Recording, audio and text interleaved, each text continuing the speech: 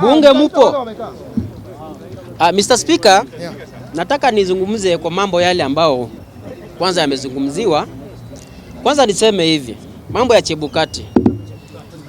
Mimi kama ni kumon, nimemoni ya kutosha. Kumoni yangu ya kwanza nilianza 2017 wakati ambapo kwa serikali ya Uhuru maandamano, vijana waliuawa kwa maandamano. Nilianzia morning pale. Nikakuja wakati ambapo Ruto ameingia kwa power. Kukawa na maandamano ya masufuria hapa, ile mlikuwa mnaita sufuria movement. Vijana wakauawa. I mourned that time. Nikakuja hapa wakati ambapo Gen Z walikuwa na maandamano. I mourned that time. I've been mourning for a very long time.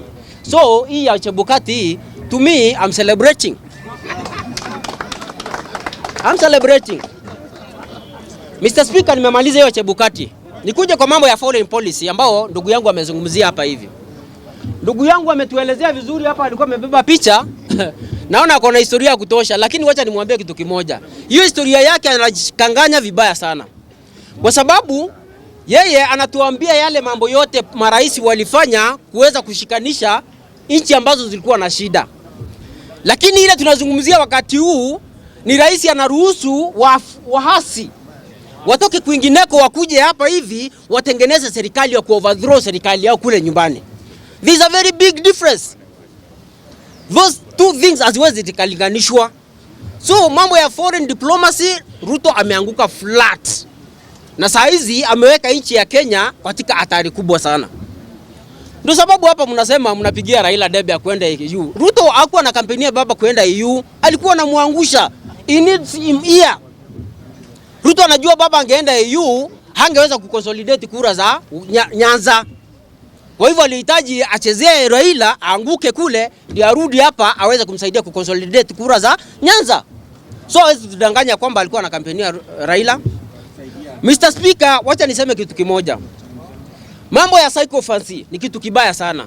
And I come from the part of the world ile ambayo mnasikia inaitwa Isiolo. Ambao watu wanazungumzia saa hizi wakisema sijui nini memes zinatengenezwa za Isiolo, sijui. I come from that part of the world. Mr. Speaker, kama kuna kitu psychophancy inaweza ikafanya ni kuhakikisha kwamba watu wa sehemu ile hawatasonga mbele. Kwa njia gani? Mimi tangu nilikuwa kijana mdogo nilisikia rais Moi alikuwa anakuja pale. Anatuambia barabara ya kutoka hapa mpaka Marsabit itaekwa lami. Anatuambia kwamba hapa tunajua kwamba kuna kiwanda ya nyama, kuna mahali kunaitwa LMD kule. Kuna kiwanja ya nyama inatengenezwa hapa hivi. He never did a single thing. Hiyo yote alikuwa kiimba. Lakini kila wakati alikuwa anakuja, wazee wetu wanaziungana pale, wazee wa Kiborana, wazee wa Somali, wazee wa Turkana, Samburu, watu wanaungana, tunaimba tukisema ya kwamba mzee amefanya na sasa hiyo tulikuja ametuuzia mdomo na akaenda. Tuliishi kuimba hiyo wimbo na tukiongea vijana tunaambiwa kwamba hatujiche tunafanya. Sasa mimi nashangaa saa hizi kuna watu ambao juzi hapa hivi na for information. For information, I have campaigned for Raila for 15 good years. 15 good years. I quitted long time ago. Long time ago I quitted, my friend. Kwa sababu mimi kuna kitu sipendi. Huwezi kunigeuza leo tuende hivi, kesho unigeuze tuende hivi. Kwani nimekuwa nini bwana? Siwezi geuzwa namna hiyo. Nilifuata Raila kwa sababu niliamini ya kwamba alikuwa anapigania kitu inaitwa social justice. Order members, kindly in 30 seconds. I follow Raila Amolo Odinga because nilikuwa naamini ya kwamba anapigania kitu inaitwa social justice kwa watu wote. Lakini siku ile ambapo niliona kuna watu wamekuja na movement ya kusema ya kwamba wacha tusaidie mzee tuachieve kitu once and for all, na mzee akarudi akageuka akawasaliti, hiyo ndio siku tulimalizana ndugu zangu. So Mr. Speaker, mambo ya psychophancy katika nchi hakuna mahali inatupeleka. Sisi wote tunajua kwamba Ruto has failed the country and sisi wote tunasema ya kwamba Ruto must go. Thank you very much. First of all is to pass my condolences to the family and the entire nation for losing Wafula Chebukati. Well, Wafula Chebukati was a good man, but we know he compromised 2022 elections, and therefore everything that you do in this world has a compensation. Today Kenyans are suffering because of a discretion that was made by one man, Chebukati. But the Lord has fought for us as Kenyans. Silvio. Number two, I want to say this. We have seen ignorance at the highest peak more than ever before. Imagine We had the AU elections the other week.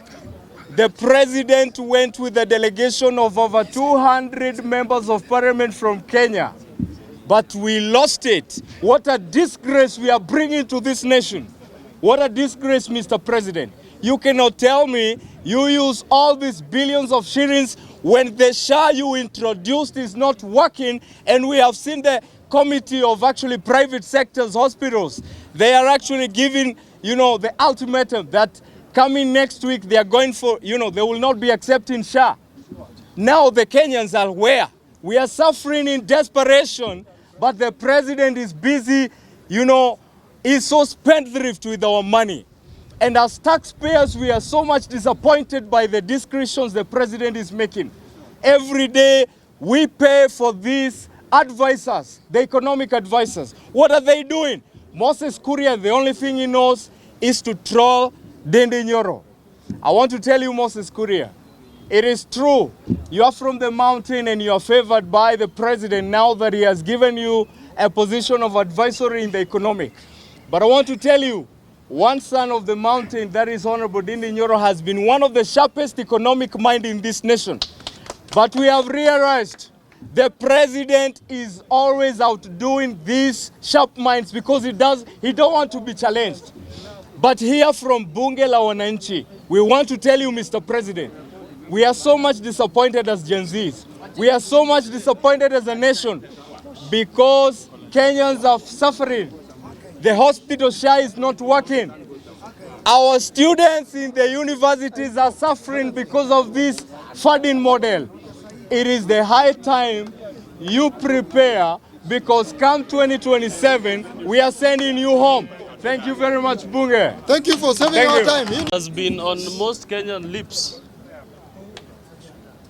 I've said that I think from today since the morning, the most word that was there on the Kenyan lips was the story of Mr. Chebukati. And what Kenyans are doing, we are not judging Mr. Chebukati, but we are trying to connect the situation that has happened now with the Chebukati. We are trying to connect it with the incidents of the 2022 general elections. That is why how he is being judged is not because he has died, but it is because of the pronouncement of the elections of 2022. Because even the same newsrooms that are having their headlines and saying breaking news, kama hiyo mambo inaweza rudishwa 2022, because most of those newsrooms didn't even support what Mr. Chebukati announced, then we will know where the position of most of the Kenyans will be. So I say, we are not judging him by any chance, but it was against the wish of many Kenyans. His announcement at a time when we had a division in the same IBC. We had a division and it was a reconstituted channel that was intended to speak the same voice. As he has died today, want to tell the other commission that is checking on the reconstitution of new members, that at least as we mourn one who had led this country, take it upon you to ensure that at least we can have independent members and members who can never be divided independently by themselves. Secondly, I want to say that the basis of uniting a country is not based on merging political parties, because we are hearing our leaders talking and saying that we want to unite this country for merging ODM and UDA.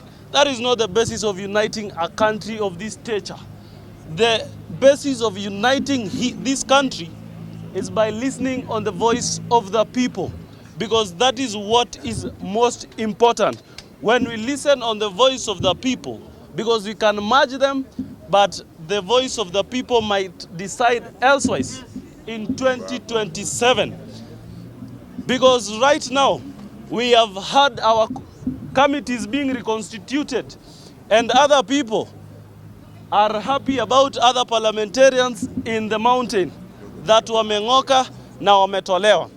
I want you to distinguish and differentiate the work in which the chair committees, the work that those chair committees who have been removed have done in the departments that they have been, and translate to what they have also done in their constituencies.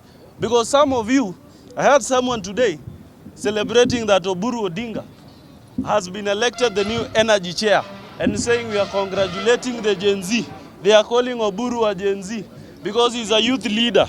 And I was laughing at him because instead of laughing at that, let us, if he is the chair of that committee, how is that position influential to the people of his own locality and to the people of the Nyanza region? Because we've had cabinet secretaries, for example, the cabinet secretary of energy, the place where he's coming from, he's not only acting as yes, he's a cabinet secretary of energy, but how in terms of development is Ugunja, in terms of energy electrification, and in terms of development? Because what is he doing? We are celebrating that we have new people into committees. For example, compare what Oburu can do and what others did. If he's taking employment to that region, then let us celebrate. At least after 1 year, we'll come and say that at least we had a chairman, we had the chair of a committee, and this is what he did. Not comparing with other people who did what they did, and they did their best for the other people, and celebrate what others have done in the broad-based alignment. Thank you so much. Thank you very much. Kindly.